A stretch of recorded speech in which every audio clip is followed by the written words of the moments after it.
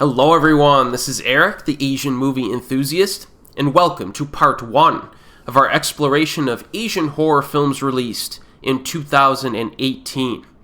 If you're a newer subscriber and you're unfamiliar with this playlist of videos, I basically do a mini review of every single Asian horror film I've seen, in chronological order. And there are currently 87 videos that precede this one, which cover a grand total of approximately 850 Asian horror movies. So I'll include a link to this playlist in the description box below. I highly suggest that you check out a few or most of my prior videos in this playlist, because they do provide a bunch of recommendations while also providing a healthy sample size of titles that will give you a good feel for what kinds of movies have been produced by these industries. There are a lot of misconceptions out there regarding Asian horror, and this playlist is intended to rectify some of those. Now, our next year of coverage is 2018. I'm going to review over 30 Asian horror films from this particular year over the course of probably 4 videos. The last year we covered less than 30 videos was 2011, which represented the lowest availability since 2003. So we've been on a solid production streak for 14 of the last 15 years, at least in terms of movies that are available to international audiences. I mean, we've almost always had 30 or more Asian horror movies per year to check out. Now, one thing I did notice, though, from 2018 is that Southeast Asian industries have ramped up their production and now represent a larger percentage of films I'm covering in this playlist. Indonesia, in particular, exported almost as many horror films as Japan in 2018, and that's kind of a rarity for international audiences to get that many Indonesian horror films compared to the Japanese production. And again, I'm only referring to movies that are available to international audiences, not the industries within the countries. But even though Japan's overall imprint has decreased a bit in terms of production, they're always near the top when ranking the best Asian horror films for any particular year, and that continues to hold true for 2018. So let's knock out some honorable mentions real quick. Remember, these are movies that some people may classify as horror films, but I do not.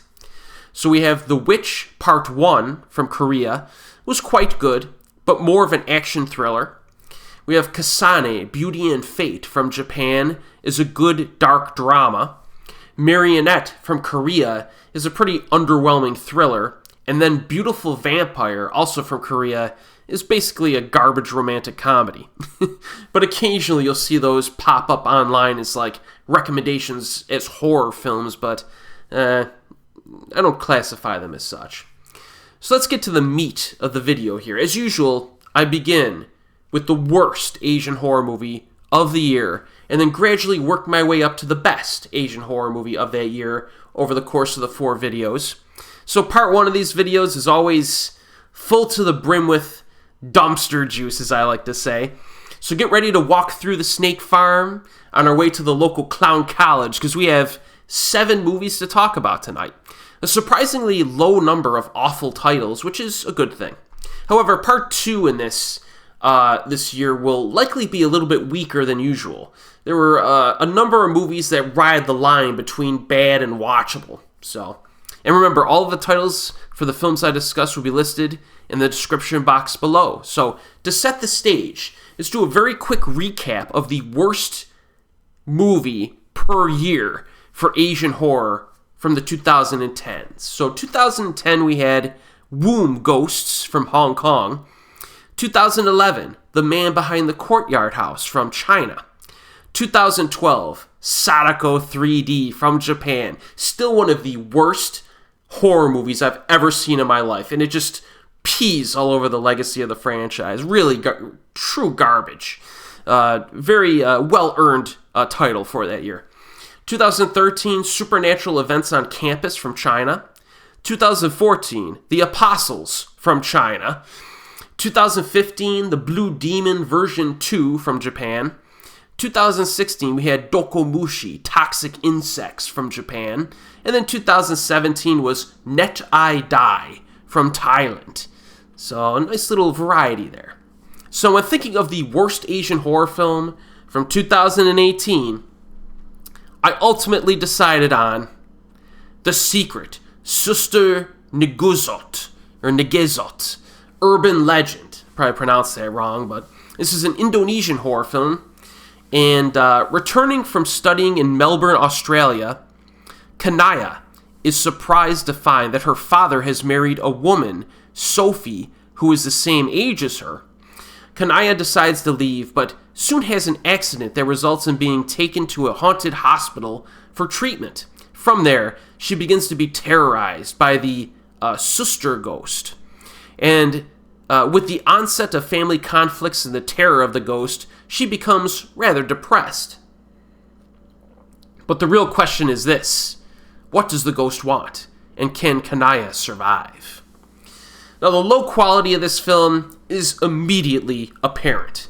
The pre-credit scene, horribly shot abduction scene, where you could barely see anything that's happening. It also lasts less than a minute, so it feels very rushed. Very abrupt and pointless scene. One big problem is that there's very lame soap opera-ish vibes to this. To everything in the film, really. It feels like a low-budget soap opera that was transitioned into a horror film. The acting is pretty dodgy. The lead actress, pretty bad, which is a significant issue for a horror film that tries to take itself seriously. Whenever the lead expresses emotion, she's unconvincing and distracting. There's a pool party scene near the beginning. It's kind of cringe. Very stiff and awkward interaction by the characters. It's pretty cliche as well. Everyone drives a Lamborghini. Like, okay, dude. Like, it's kind of ridiculous. The expensive cars, though, are probably the best part of the film. It's eye-catching, I guess, at the very least. And that should tell you something, if that's the best thing in the movie. It's just the awkwardness of everything becomes apparent during the few moments that seem to attempt humor. Like, there's one scene where a mother is at a hospital and she starts crying hysterically, and I thought it was like a comedy scene, the way it was presented, but I'm not really sure. If it was, it didn't work. Music, sound design, and special effects are all cheap. Lighting is boring with its indoor locations. It's just the lowest grade of everything in this. They seemingly avoided putting effort into anything. Story and character development, practically non-existent. Tons of dull filler to sit through, and then the scares just kind of happen in this. They just kind of happen. Twists we've seen a million times before. A sleep-inducing romantic subplot. Incredibly boring viewing experience. And we haven't even gotten to really the scare tactics. I mean, to no one's surprise, they're eye-rolling. There's a jump scare early on involving an old woman in a hospital. No threat at all, of course, but the music booms when she shows up. There's all kinds of just cliched stuff in this. And all lazy, predictable, and repetitive. Never watch this film. Alright, I'm just telling you. The Secret, is it as bad as some of the prior year winners for Worst Asian Horror Film? It's debatable. Not really infuriating, it's just pathetic, in its execution. So, I saw this movie, I swear I saw this movie on Netflix US a few years ago, but I think it's just off the website entirely. So it's actually incredibly difficult to find nowadays. But don't worry about it. You don't want to watch it. So let's go to Korea next. Korea had the second worst film of this year, so good on them. And this film is called The Whispering. After the death of her best friend, Yo Yun-ha has been haunted by nightmares. Because of this, she gets a low score on her college entrance exam and becomes even more stressed out. Yun-ha and a few of her classmates decide to take a road trip out to the beach, and they soon become lost and take a wrong turn on a mountain road. They come upon an abandoned amusement park, and after looking around the park, and they decide to live stream themselves on social media, of course, and of course they hear whisperings and get haunted and bad stuff happens. Now, the first problem with The Whispering is that the character backstories are pretty boring in this. The build-up during the opening act is extremely flat and uninteresting. Scriptwriters failed to effectively develop anything outside of like the very basic run-of-the-mill understanding of the female lead, who is extremely vanilla, not memorable at all. And we get some bickering between these mediocre characters at times. There's one dude who like is real big on like live streaming stuff, completely obnoxious character. You just want to punch him in the face every time he shows up. They do arrive at the abandoned amusement park fairly quickly, by like the 30-minute mark. But it's not something to look forward to. The history of the amusement park is decent. It involves like an owner who lost his mind after going bankrupt, but that element's kind of over in a brief montage flashback. The good thing is that there is a healthy amount of scares in this, but they're just generally forgettable. It begins with a horror scene at the abandoned amusement park at the beginning, a bit schlocky but decently entertaining. But a few of the scares are just like a little bit cliche early on.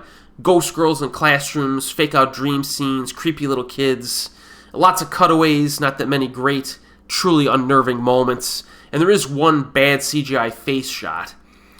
The setting of the amusement park is marginally spooky, but I would have liked more in terms of variety in the attractions and the color schemes and stuff like that. This is a supernatural horror film that takes place at an amusement park.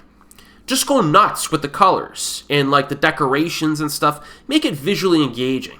But instead, the visuals are mostly dark, drab, colorless. And I really need to emphasize that this film is darkly shot and it does not benefit much at all.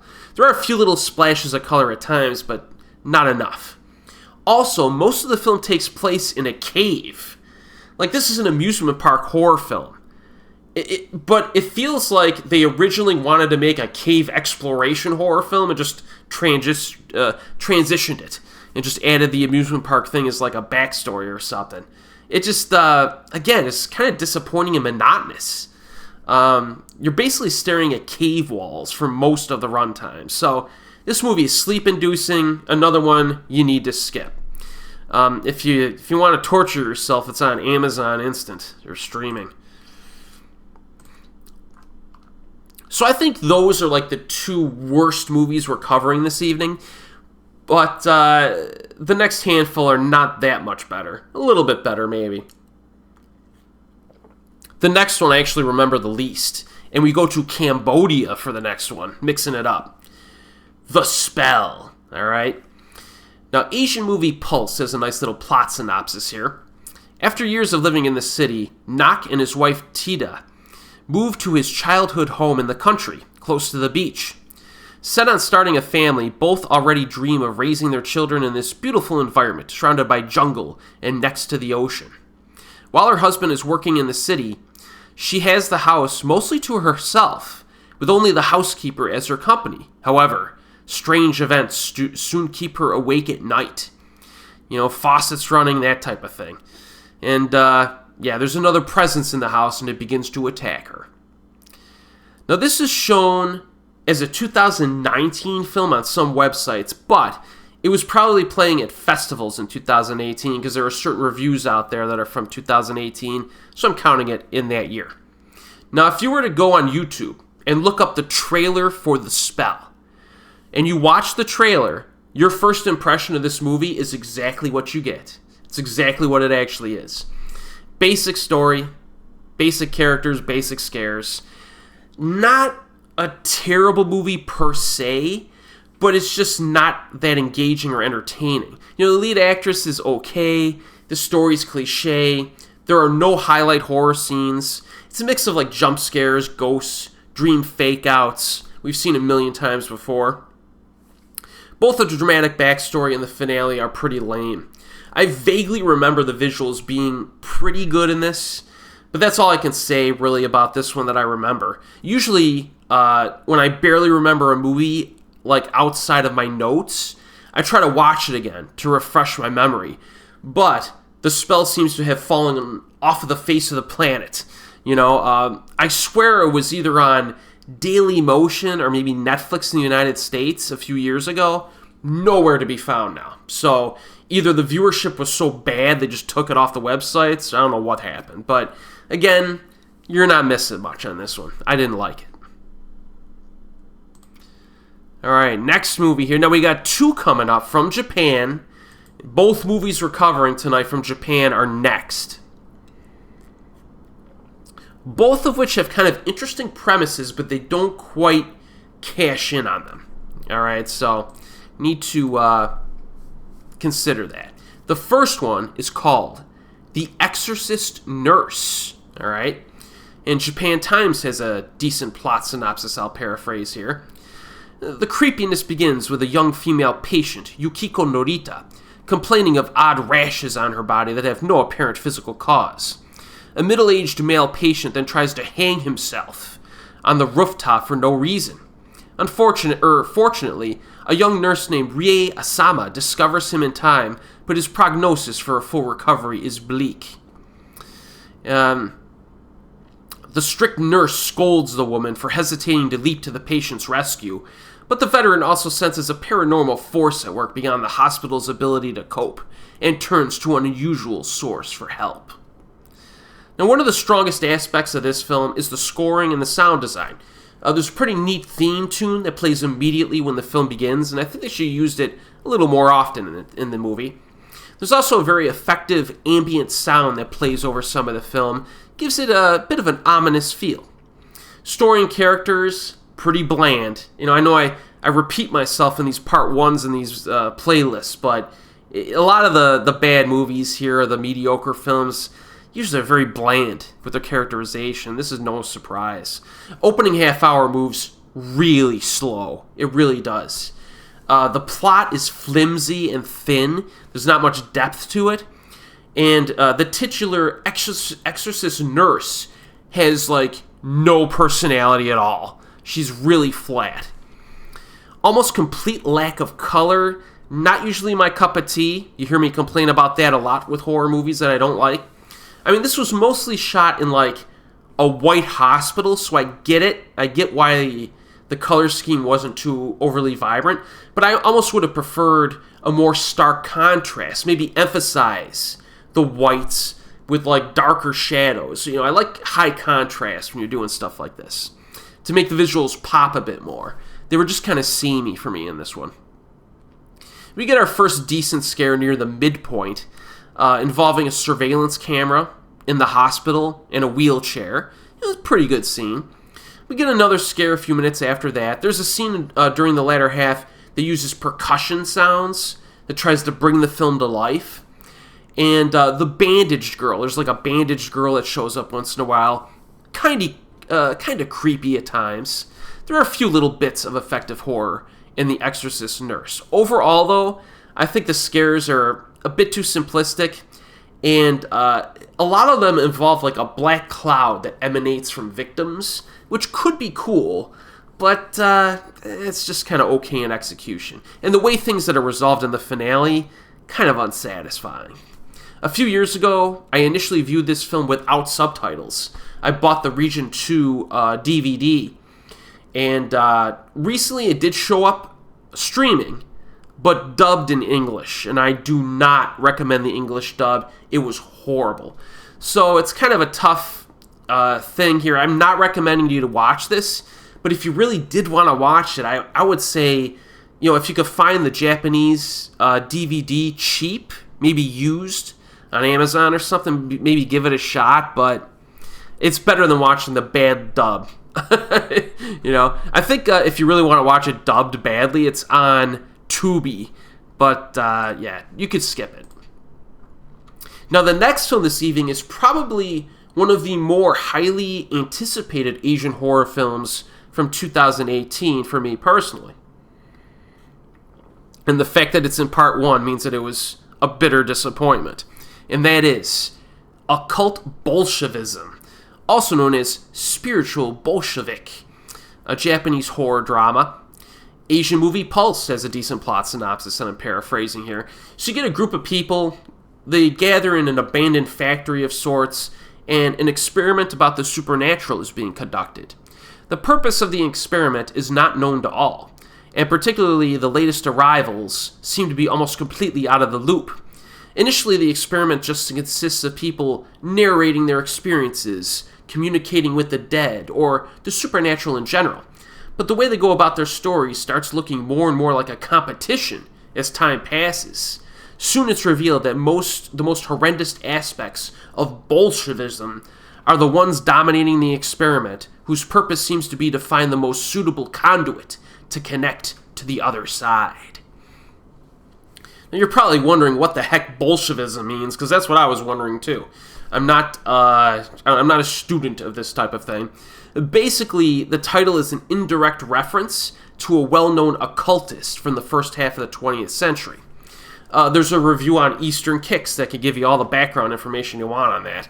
And they did mention that there are various linguistic and visual references throughout the film to communism and Stalin and the Great Terror. So, yeah, it's kind of an interesting premise here. Very different from most Japanese horror films. Even at the beginning of the movie, they stand in front of like a Russian...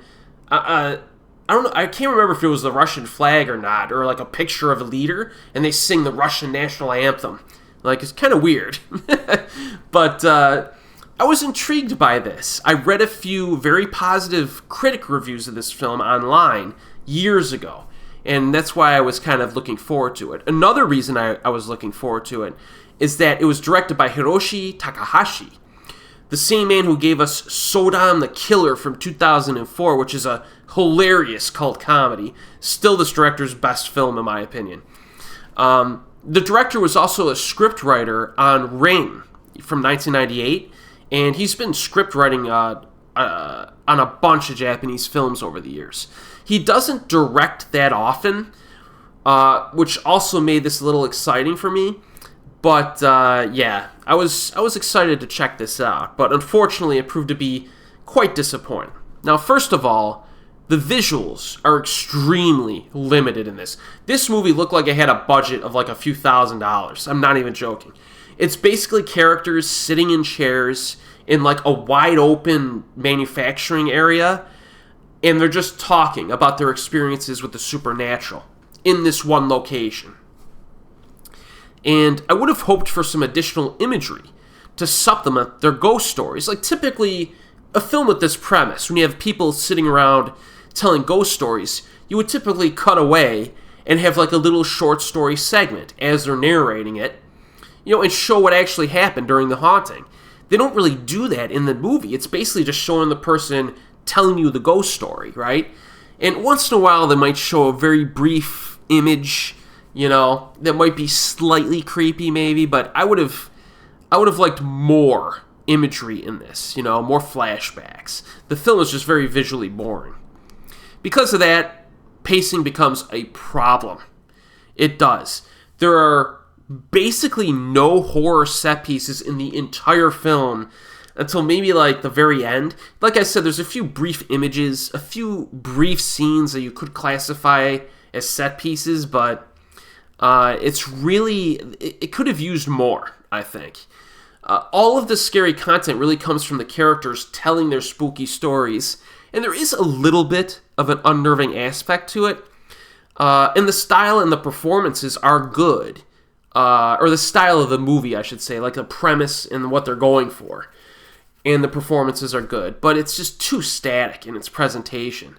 I like the premise. I like how they're going for something different method of creating horror, but not dynamic enough to be truly entertaining. Only 71 minutes long, but it does feel longer. Again, this is another one that I bought the Japanese DVD cheap somewhere years ago, watched it without subtitles, and I was like, wow, I can't even give an opinion on this movie because it's all just dialogue. And then eventually it did show up fairly recently on Amazon streaming, and I was like surprised. This is such an obscure film, but it is on Amazon streaming with English subtitles if you want to check it out. Maybe you'll side with the critics more than me on this one, but I just felt like it's too bland. Too bland. All right. Now we have just a few left. We only have two left tonight. This one, again, a little disappointing here. We're going to Indonesia, and we're going to talk about Santet, Black Magic.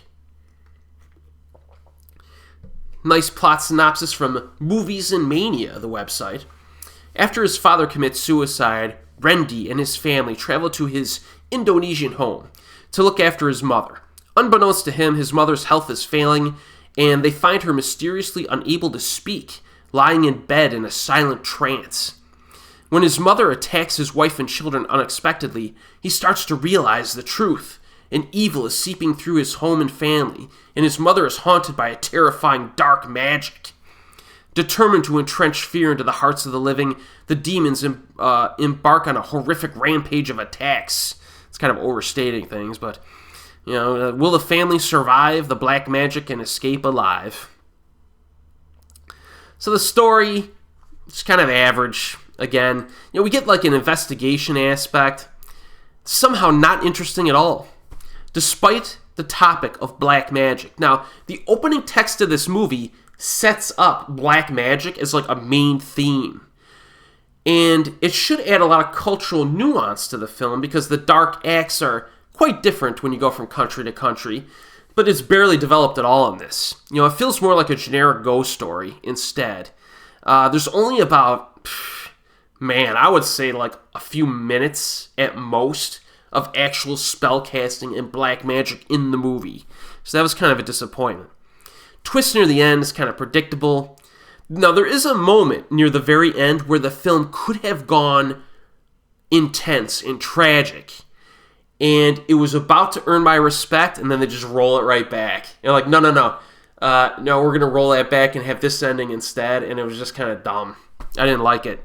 Too by the book, this film, I think, to be memorable. Performances are okay.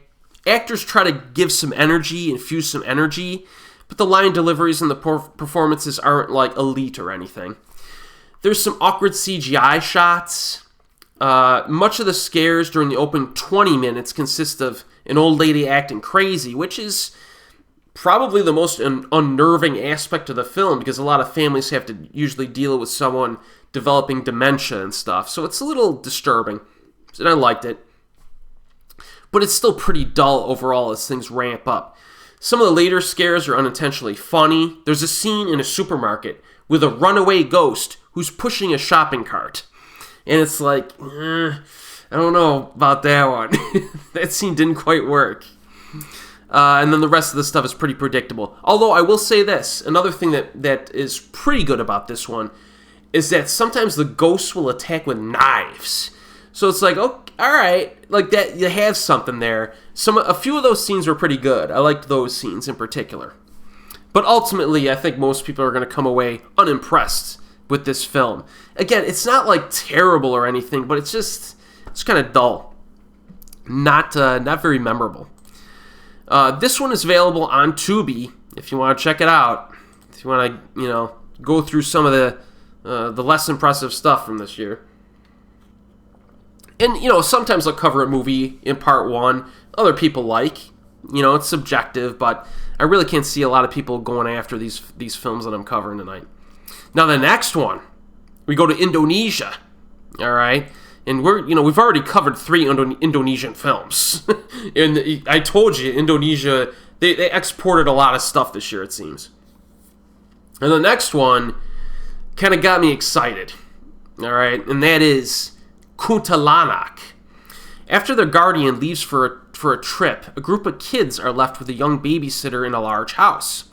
The kids agree to explore an abandoned location in order to win a reality show contest, which requires them to prove that the stories of the evil Kuntilanak are real.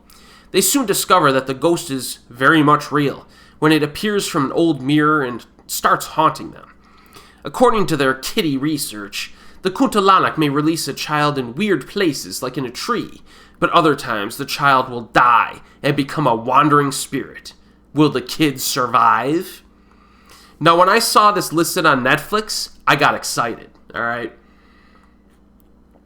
Because I thought they uploaded the original film from 2006, which starred Julia Estelle, most well known in her role as Hammer Girl from The Raid 2. But after realizing that it was not that film, I became disappointed. But then, my optimism was renewed because this is from the same director, Rizal Mantovani. So I'm like, okay, well, maybe he's doing an updated version of it. Maybe he's doing another sequel. I don't know. But I'll check this out. Unfortunately, my positive attitude was not rewarded. Now, I will say this. The little kids were the main protagonists in this. So it's a little kid horror film, all right? And I'm a pretty huge fan when I see stuff like this. The Gakko no Kaiden, or haunted school films from Japan from the 1990s, perfect examples of how to do it right.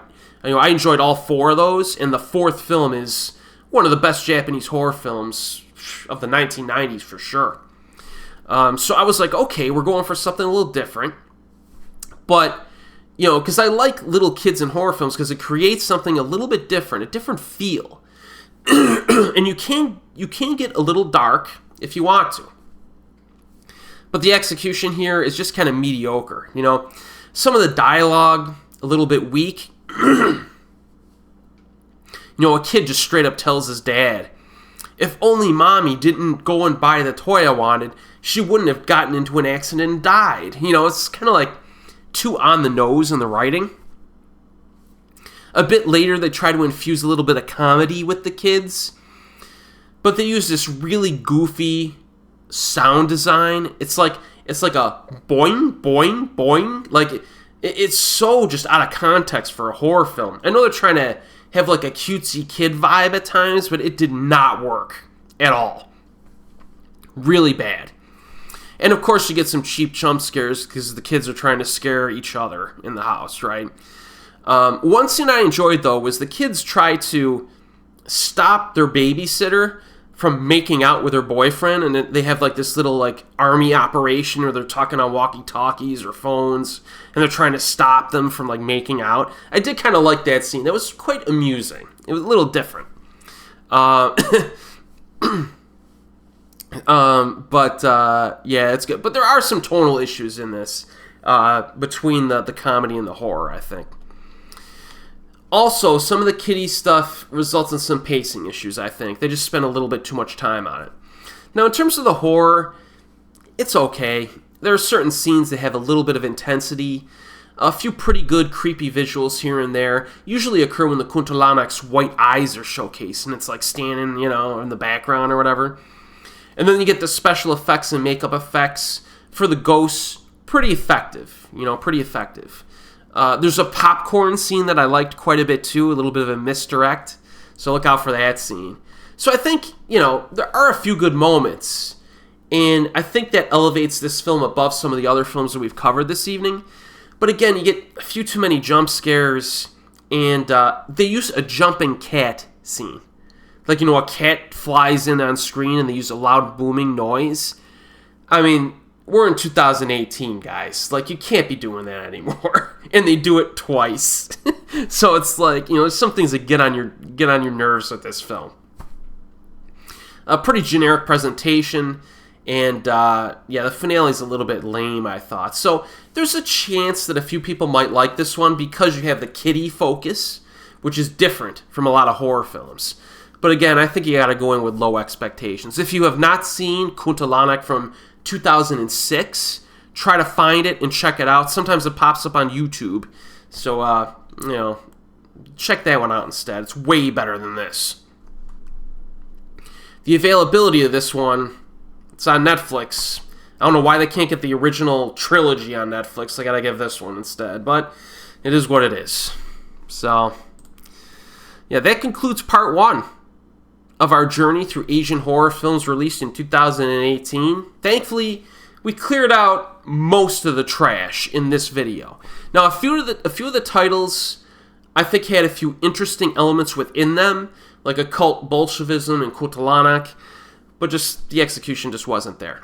Now, part 2 may not be as strong as part 2s can be in previous years. I think there was a good chunk of films that were like watchable from this year, but again, when you're riding that line between mediocre and watchable, there could be a lot of disagreements. So, we'll have to navigate carefully through part 2. I'll try to give you some information on the upcoming films so you can make a determination as to whether or not you're willing to watch them. But that'll be the next part. In this part, I can't really recommend any of these, but If you've seen any of them and you actually like them, let me know in the comments section. Let me know why you think they're good. But, as always, folks, I'll see you next time.